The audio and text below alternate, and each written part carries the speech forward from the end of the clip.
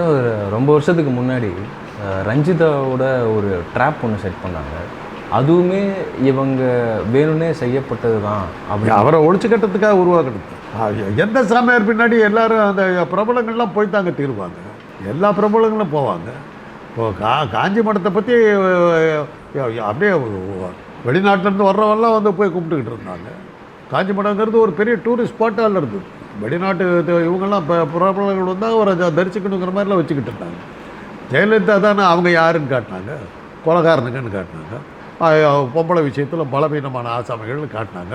அவங்கள பற்றி பல கதைகள் வந்தது. அந்த நடுசாமியார் செத்து போனவர், அவருக்கு வந்து 15 குடும்பம் இந்த ஏரியாவில் தான் இருக்குதுன்னு சொன்னாங்க. 15 குடும்பத்துக்கு மேலே அவர் மெயின்டைன் பண்ணிட்டு இருக்காரு. இப்போ இருக்கிற சாமியாரை பற்றி அந்த மாதிரி நிறைய கதைகள்லாம் வருது. அவர் ரெகுலராக சில படங்கள்லாம் வாங்கி பார்த்துக்கிட்டே இருப்பாருங்கிறாங்க. இதெல்லாம் அவங்கள பற்றி வருது. இன்றைக்கி அவங்க காலம் போயிட்டார். இன்றைக்கி அந்த படம் ஒன்றுமே இல்லாமல் போயிடுச்சு. நித்யானந்தாவை வந்து ஒழிக்கிறதுக்காக அவங்க தான் ஏற்பாடு பண்ணதாக கூட ஒரு தகவல் உண்டு.